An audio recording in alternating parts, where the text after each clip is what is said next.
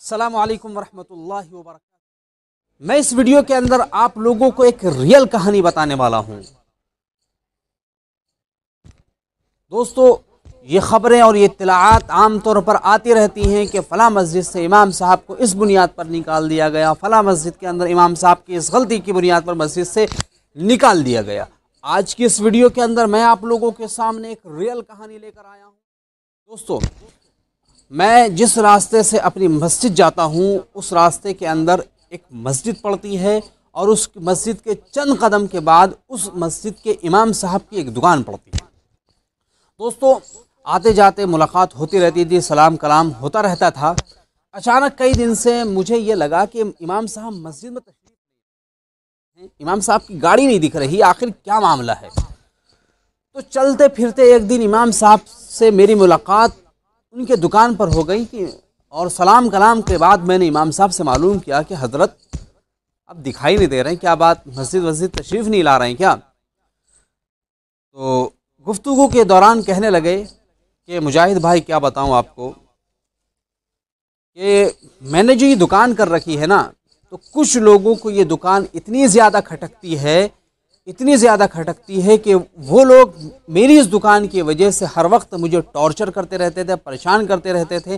خاص طور پر کچھ لوگوں کا نام لیا، میں جن کا نام یہاں نہیں لینا چاہتا ہوں، ان لوگوں نے مجھے مجبور کر دیا، تو میں نے مجبوراً اس مسجد کو چھوڑ دیا۔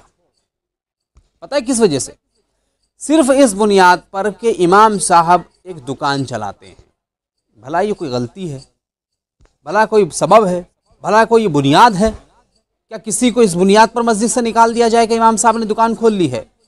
کیا امام صاحب کو اس بنیاد پر مسجد سے نکالنا جائز ہے کہ امام صاحب نے ایک کاروبار شروع کر لیا ہے؟ حقیقت یہ ہے کہ آپ لوگ امام صاحب کو کاروباری اعتبار سے، معاشی اعتبار سے ترقی کرتے ہوئے دیکھنا نہیں چاہتے ہو۔ آپ کے دلوں کے اندر امام کے تعلق سے حسد اور جلن ہے۔ اسی بنیاد پر تو آپ امام صاحب کے دکان پر بیٹھنے کی وجہ سے آپ نے ان کو مسجد سے نکال دیا۔ ایک تو سب سے زیادہ افسوس یہ ہوتا ہے کہ مسجدوں کے اندر اماموں کی تنخواہ اتنی معمولی ہوتی ہے کہ بیچارے کا مہینہ گزارنا مشکل ہو جاتا ہے۔ اوپر سے اگر امام صاحب کوئی دکان کھول لے تاکہ دو پیسے کی روزی، دو پیسہ کی آمدنی ہو جائے، تو اس پر اس طریقے کا جلن اور حسد کڑھن، اللہ معاف فرمائے۔ اگر آپ نے حسد اور جلن کی وجہ سے امام صاحب کو مسجد سے نکالا ہے، یا اس بنیاد پر مسجد سے نکالا ہے کہ یہ لوگ یہ کاروبار کر رہے ہیں، یا تو یہ امامت کر سکتے ہیں یا کاروبار کر سکتے ہیں، یاد رکھنا اللہ کے نزدیک آپ کی پکڑ بہت زیادہ سخت ہونے والی ہے اگر آپ کے مسجد سے نکالنے کی وجہ سے وہ بندہ کوئی غلط کام کرتا ہے۔ بات سمجھ لینا آپ میری، میں کیا کہہ رہا ہوں۔ شاید آپ کو بات سمجھ میں نہ آئے، یہ بات اس دن ضرور سمجھ میں آ جائے گی جس دن تیرا سامنا اس رب کے سامنے ہوگا۔ تو نے تو آج ذرا سی بات پر امام صاحب کو مسجد سے باہر کا راستہ دکھا دیا۔ اور میں ایک تجربے کی بات آپ کو بتاتا چلوں، بہت خاص آپ کو بتاتا ہوں۔ وہ لوگ امام سے بلا وجہ دشمنی مول لیتے ہیں، یا امام کو بلا وجہ پریشان کرتے ہیں۔ الحمدللہ ہماری مسجد میں یہ ساری چیزیں نہیں ہوتی۔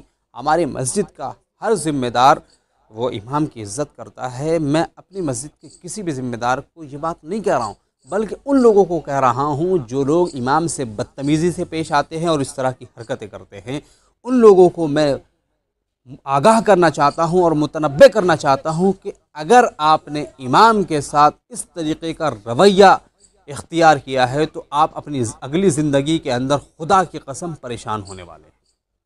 خدا کی قسم آپ کاروباری اعتبار سے بھی پریشان ہونے والے ہیں۔ خدا کی قسم آپ کی زندگی کے اندر پریشانی آنے والی ہے، اس لیے کہ آپ نے صرف ایک امام کو امام ہونے کی بنیاد پر اس طریقے کا رویہ۔ اگر آپ کے محلے کے اندر کوئی امام ہے تو ان کی قدر کرو، ان کی عزت کرو۔ آپ اگر ان سے دو لفظ پیار سے بول لیں گے تو ان کا سینہ آپ کے لیے چوڑا ہو جائے گا، وہ یہ سمجھنے لگیں گے کہ یہ شخص میرا خیر خواہ ہے، میرا بھلا چاہنے والا ہے۔ وہ آپ کے پیسے پر ان کی نظر نہیں ہوتی، آپ کے مال پر ان کی نظر نہیں ہوتی۔ وہ تو بندے ایسے ہوتے ہیں کہ آپ ان سے دو لفظ بول لیجئے، وہ آپ کو 10 دعائیں دیں گے۔ بہرحال دوستو، امام کی قدر کرنا ہماری اور آپ کی ذمہ داری ہے۔ اگر ہمارے محلے میں امام صاحب ہیں ان کی قدر کرو، ان کی عزت کرو، ان کی قدر اور ان کی عزت کرنے میں اللہ رب العزت نے